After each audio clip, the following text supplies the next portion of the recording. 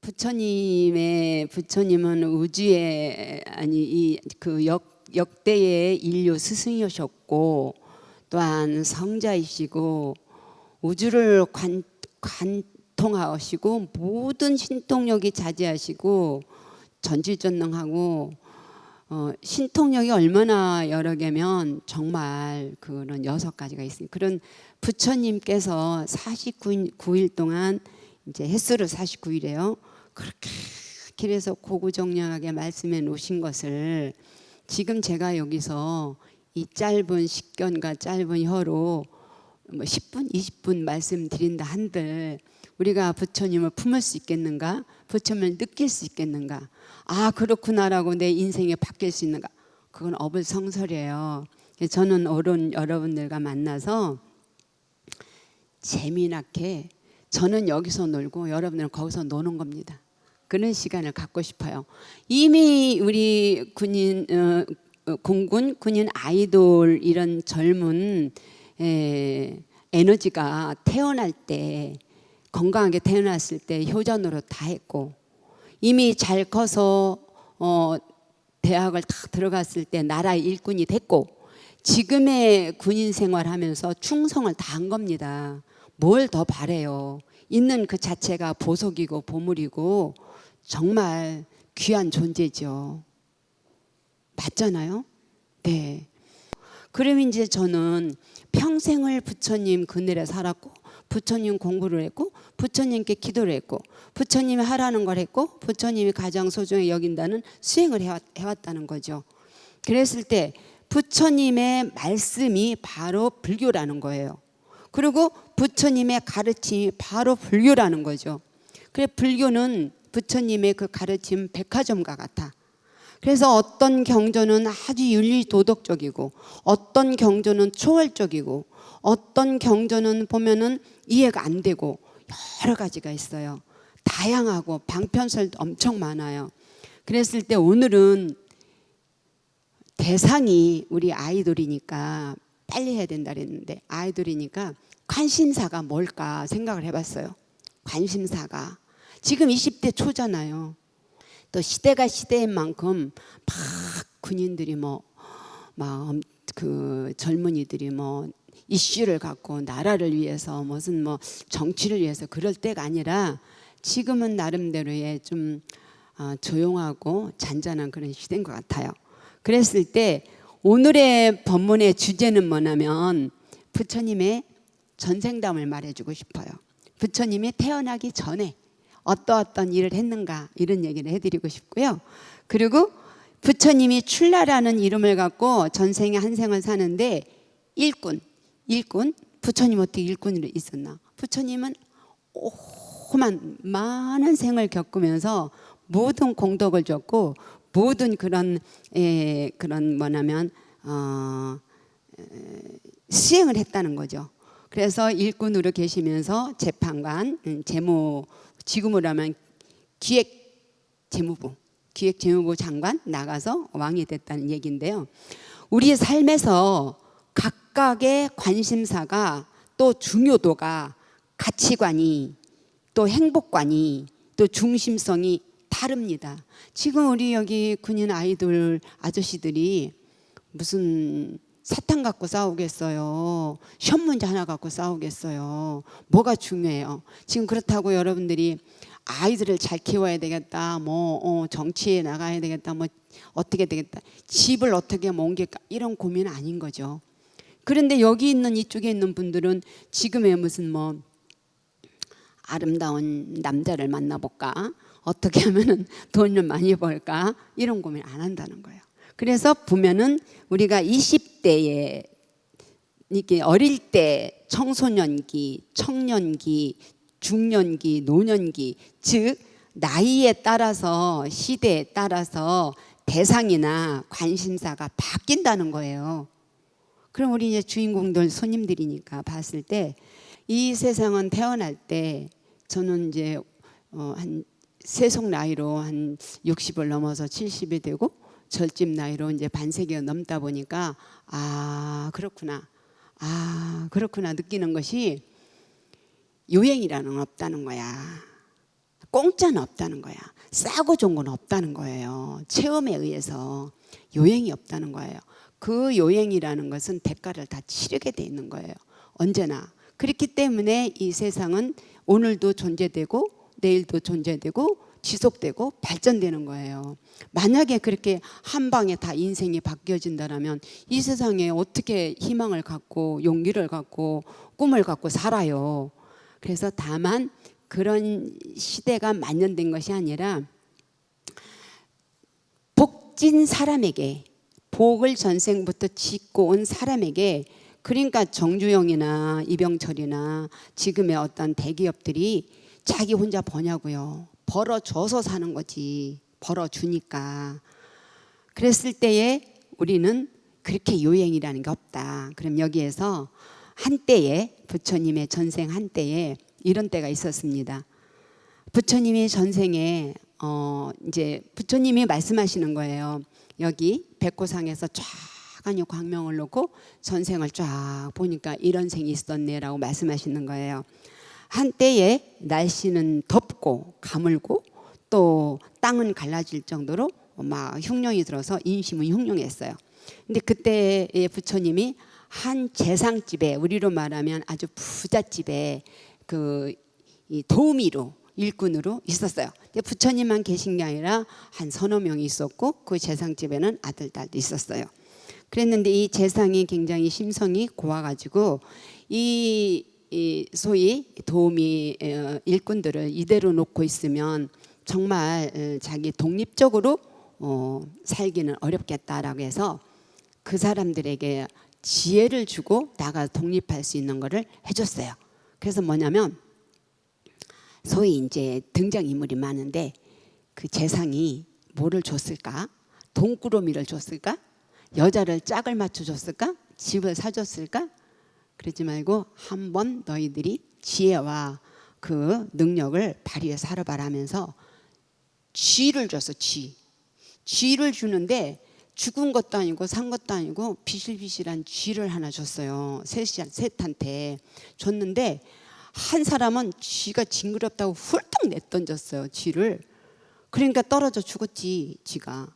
그리고 한 사람은 나는 나가지 않을 겁니다. 난 여기서 그냥 죽을 때까지 일꾼으로 살겠습니다. 머물렀어요. 한 청년은 이제 쥐를 갖고 어떡하나, 이걸 어떡하나.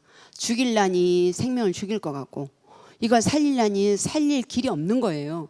그래서 그 쥐를 갖고 가만히 앉아서 고민하고 있는데 고양이가 오양 야옹야옹 하면서 오는 거예요. 근데 고양이가 까칠하게 말랐어요.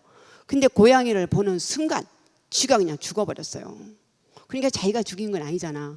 그래서 어떡하나 하고 있는데 그 고양이 주인이 와가지고 아이고 젊은이 지금 약을 많이 쳐서 쥐가 없어서 고양이 밥거리가 없는데 고양이 이렇게 먹을 것을 가지고 있으니 너무 고맙다고 그러면서 그걸 고양이한테 주면서 고양이와 쥐를 안고 가면서 동전 한 입을 줬어요.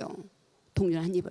그 동전 한 입을 가지고 이걸 어떡하나 하고 있는데 조금 있으니까 아이고 더워 하면서 사람들이 오는 거예요. 보니까 땀을 뻘뻘거리면서 오는데 꽃다발을 들고 오는 거야. 그래서 아이고 저 사람들 너무 더워 죽겠는데 어떡하지? 물을 사서 줘야 되겠다. 동전 한 입으로 물을 샀어요. 물을 사서 그 꽃을 갖고 가는 사람한테 주는데 꽃을 갖고 가는 사람들이 왜 가는가? 성년식을 하는데 꽃다발을 막 걸어주기 위해서 가는 거야. 그냥 물을 주니까 너무 고마워서 꽃을 막 줬어요. 그 젊은이한테. 꽃을 가지고 어떡하나 하고 그늘에 앉아 있는데 여인들이 오는 거예요. 여인들이 와가지고 아이고 꽃이 좋다 하면서 꽃을 사가는데 여인들이 유혹을 하는 거예요. 그 젊은이한테 나랑 같이 가자 어쩌다. 그래서 이 젊은이는 아니야. 나는 지금 이럴 때가 아니어서 꽃을 이렇게 그 젊은 여인들한테 꽃을 싸게 팔았어요. 그게 돈이 생겼지. 돈이 좀 생겼어. 그래서 이렇게 보니까 또 이제 조금 가다 보니까 아이고 막 풀을 비는 거예요. 사람들이 풀을 비는데 땀을 뻘면서 풀을 비는 더 죽겠네 가물었으니까 그래서 내가 이 여인들이 준 돈을 한 입이 아니라 조금 벌었으니까 조금 더 단가가 높은 맹물이 아니라 설탕이 좀 들어간 물을 전애들한테 줘야 되겠다 해갖고 이제 꿀을 물을 막 줬어요. 주고 나니까 그 풀 비는 사람들이 너무 고마우면서 이러는 거예요. 우리 같이 험한 일을 하는 사람은 사람을 취급을 안 하는데 이 꿀물을 이렇게 주는 젊은이가 너무 고맙다고 하면서 다음에 우리가 필요로 하면 말하세요. 얼마든지 풀을 벼서 줄 테니라고 했어요. 그래서 그냥 다 하고서 또 이제 이렇게 배도 고프고 덥기도 해가지고 또 이렇게 어느 집 밑에 가서 그늘에 있는데 거기는 이제 보니까 식당가예요. 식당에 앉아 있는 사람들이 그러는 거예요. 땅 주인들이야. 아이고 세상에 어저께 태풍이 불어가지고 우리 땅 주변에 있는 나무들이 다 쓰러져가지고 삭쟁이 말하자면 나뭇가지들이 엄청나게 어드러져 있는데 그걸 치우려니까 돈이 들고 그냥 놀라니까 우리 곡식들이 다 내가 고민이네라고 하는 거예요. 이 젊은이가 가만히 듣다가 아이고 그거 내가 치워드릴게요. 내 젊은 기운이 이렇게 치워드릴게요 하는 거예요. 그러니까 아 젊은이 정말 치워줄 거야? 돈 안 받고? 그럼요 라고 하니까 거기서 밥을 사주는 거예요. 배부르게 먹었어요. 먹고 아이 그래도 그렇지 젊은이가 보니까 집도 없는 것 같은데 돈을 조금씩 걷어줬어요. 그 인건비는 다 안 되지만 그 이제 돈을 이제 벌었어요. 벌고 이제 조금 돈을 갖고 있는데 어떡하나 이 삭쟁이를 많이 모아놓기는 했는데 이제 그 아이들 막 끌어다가 모아놓긴 했어요. 아이들한테 끌어 모일 때 그 물 사줄 돈이 없으니까 아이들한테 무슨 얘기를 해줬냐면 재상한테 들은 얘기를 많이 해줬어요. 그래서 많이 모아놨는데 이걸 치우려니까 골치 아프고 이거 한 짐 다니고 어떡하나 하고 있는데 더그덕 하고 구르마가 오는 거예요. 달구지가 오는 거예요. 그러더니 이러는 거야. 아이고 한탄을 하는 거예요. 달구지 주인이 나무가 비싸가지고 말이야 살 수는 없고 가마에 불은 때 가지고 도자기는 만들어서 그릇을 팔아야 되는데 웃자겠노라고 투덜거리는 거예요. 그래서 아유 걱정 마세요. 이거 싸게 줄 테니까 이 나무 삭쟁이를 싸게 줄 테니까 사갈래요. 싸게 샀어요. 그 돈을 벌었어요. 벌고 이제 이 돈을 조금 가지고 있으니까 아 돈이라는 것이 사람들한테 좋은 일을 할 수 있는 이게 무슨 요술이 있구나 라고 해서 돈을 좀 갖고 있는데 이제 어느 동네에 가서 이렇게 있으니까 소문이 도는 거야. 무슨 소문이 도는가? 이게 이제 부처님의 전생 얘기야. 출라라는 이름을 가진 전생 얘기야. 무슨 소문이 드는가 하면 아라비아 사람들이 배에다가 엄청 많은 진귀한 보물을 싣고 와가지고 우리나라에 와서는 말을 사간다네 라는 소문이 도는 거예요. 가만히 앉아서 이제 생각을 했어요. 옳거니 이 말들 장사들도 올 것 같고 말 장사들도 올 것 같고 그 상인들도 올 것 같구나. 그동안에 이제 이렇게 가만히 곰곰이 생각하니까 사업성이 생각이 났어요.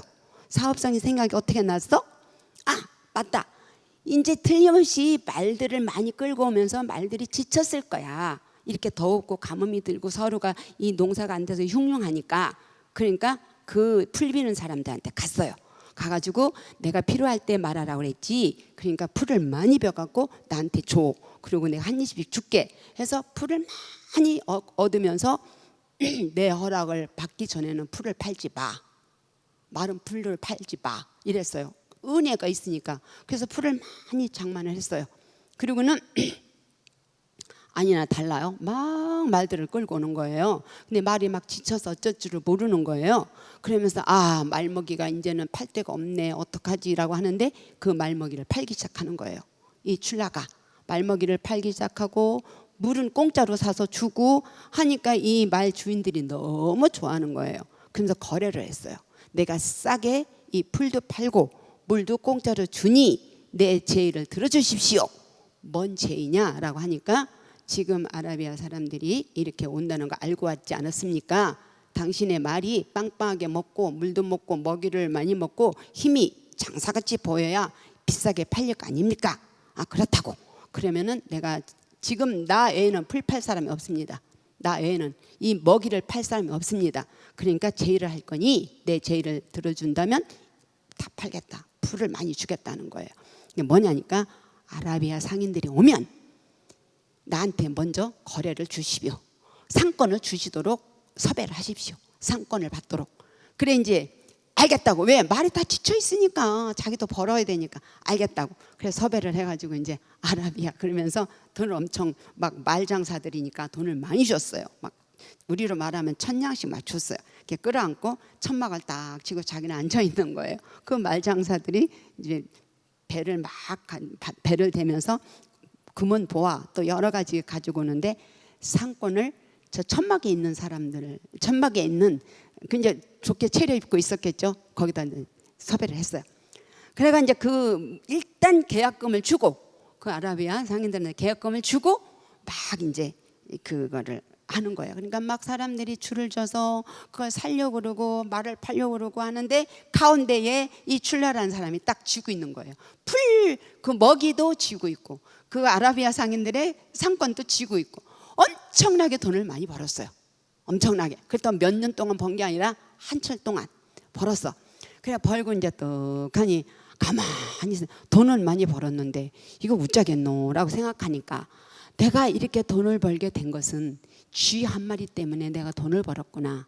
이 돈을 가지고 그 재상한테 가야 되겠다라고 생각이 들었어요.